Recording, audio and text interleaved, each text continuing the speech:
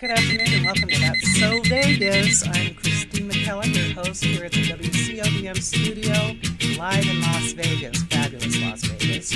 1, 2, 3, 4, get my shoes and out the door. 5, I'm alive. 6, 7, 8, feeling great. 9, gonna shine, life's good. I'm doing 5, 10, gonna do it right and do it big, yeah. I look into the sky with all the beautiful color, but it's more than just for me, so gonna share it with another. I got to show, to give, let out. I want to sing and shout. Take a look and see a beautiful morning that turns into a beautiful evening, and together makes a beautiful life. And if you want to, I've been in here and people are roaring with laughter, so. It's a dirty show, though. Well, it's kind of dirt.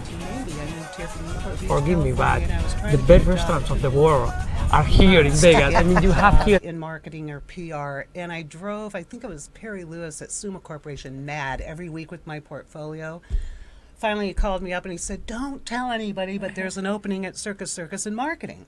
And I went to work for Mel Larson. Okay. And I met you. You were at Silver City. Silver City. And you were so warm, and I'm the newbie in town. I didn't really know what I was doing, but there you were, beautiful, gorgeous. You were a power couple back then.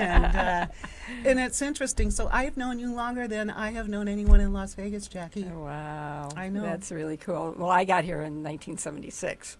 Oh, my goodness. In fact, it'll be 40 years the last week of this month. She moved here when she was 10. Yes. Drove from L.A. and moved here. Were you born in L.A.? No, I'm Southside Chicago. On the south side of Chicago. Yeah. And you lived there with your mom, right? And my grandmother. And your grandmother. They were the two that raised me. Mm-hmm. So it was all women. That's it. The wonderful witches of...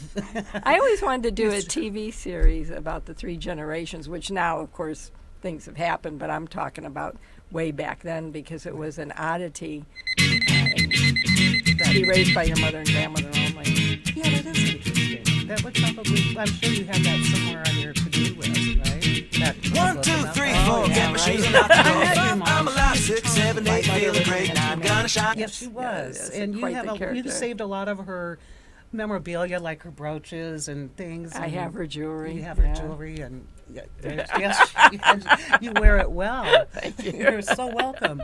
When you were a child, didn't you model or dance, or you were always a beautiful baby and woman? And oh, thank you. No, actually, I was a chubette when I was really little, but I was dancing, and then I started modeling in high school. I taught it even at Patricia Stevens, which is a name that's long ago. But was that in L.A.? Chicago. Oh, in Chicago. Yeah. Was the modeling what brought you out to L.A.? No, not exactly. I went to the University of Illinois, graduated in theater and actually home economics, but it was communications, so radio and television. Went back to Chicago. I was going to do my master's and got hired by American Airlines, but we had a recession. Everybody thinks this last one was like, no. We've had many recessions. Okay, good. I'm glad you pointed that out. And I had my boyfriend from college had moved to L.A., and I just said, well, I'm going to go visit. And on the way to the airport, my mom drove me, and she said, you'll never be back. And she was right. Yeah, once I got to L.A., that's when I got my Screen Actors and my AfterCard and all that, and did modeling, acting, and also temporary work, anything that could keep, body together in L.A. So didn't you make connections in L.A. that carried forward to Las Vegas? Not quite. It's a little different than that. My best friend from high school, who I met the day that I started in high school, had moved here when he was starting college because of his asthma, and he worked for Western Airlines, which became Delta, which...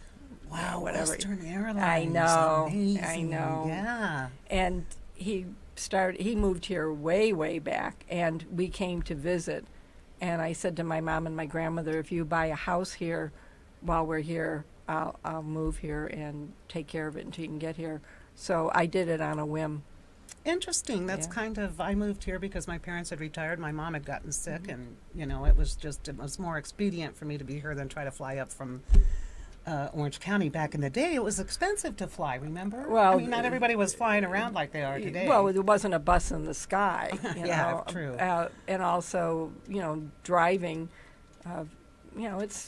it's still not easy. But right now, I think driving's easier than flying. Well, because we have to wait through security and, Yeah. and all that. Yeah, I go back and forth to San Diego a lot. I could almost do it in my sleep. I've done it so many times. It's just a commute, really. So, So I did. What happened is in 1958, I drove out here with my mother, and we came through Las Vegas, which 58, which was like Ocean's 11. That's all that was here were those hotels. amazing. And then we went to L.A. and as a young person, I said I would never live in these two decadent places like Las Vegas and L.A. And Famous last words. yeah, you can't say never because I've lived in both. Wow, that's amazing. I know in '68 my parents had brought This my is- Oh, 68 in for 60. you. Okay. But I mean, I was here when Yeah. I was a teenager. My Yeah. parents wanted to move here with my sister, and they brought us here. It was just this little godforsaken speck, and we stayed. Hot, It was hot. hot, and they kept us in the stardust. We were like stuck in the room, and they were going to all the shows.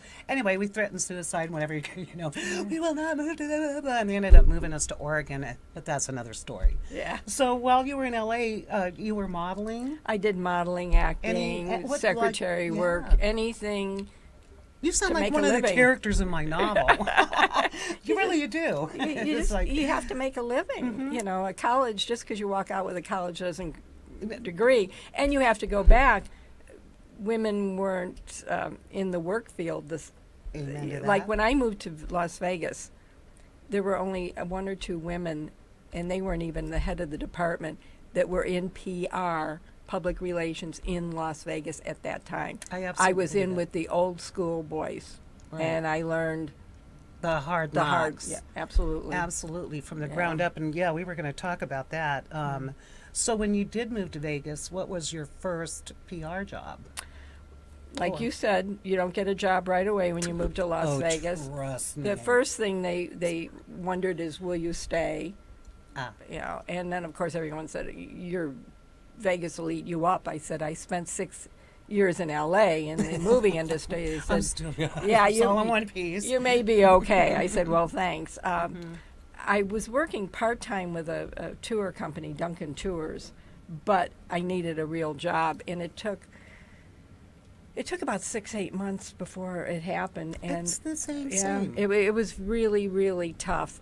I ended up starting at the Lady Luck, which is now the Downtown Grand, and the gentleman that owned it at the time was Andy Tompkins. And it was very interesting. Andy had the belief, and the reason why I got the job is he didn't want somebody who was an expert. He wanted to train you his way, and he made you work every position. At the time, they didn't have a hotel. It was an L-shaped shopping center because he kept buying the storefronts. Interesting. And What I got to better work way- everything. Oh, what it was better fabulous. way to learn, really, from the ground up. And it's just like all you kids with college degrees, and then you can't find a job, and then you get the job, and you don't know what you're doing because it's so many levels ahead of that. I worked way late at night. What I did is, because I had the buying power, I called my reps at the newspaper and the billboard company, and I said, get over here. And they actually had to, as they were selling me, had to teach me. And I great. learned, even though I had a college degree, It didn't. that's a degree. It's not the same as, let's really buy these things and stuff like that. Wonderful. And they were willing to help you. That's and the things that we did different, like we had the coupon books. Well, when we printed, we were printing like 1 million coupon books. One mistake on one of like 25 pages, you're really stuff happens, yeah, as they say in the yeah. business. And what was fascinating back then, it was my favorite promotion, and this is how Andy was. Back then, we had telephone booths. I know young Back in people the don't day. know what that is, Uh-huh. And we had 800 numbers. We didn't have cell phones. That's right. He had a great promotion. You could come down to the Lady Luck. You would sign up, and of course, you're going to have to wait a few hours. So what are you going to do? Gamble Right. to make a free 3-minute 800 call.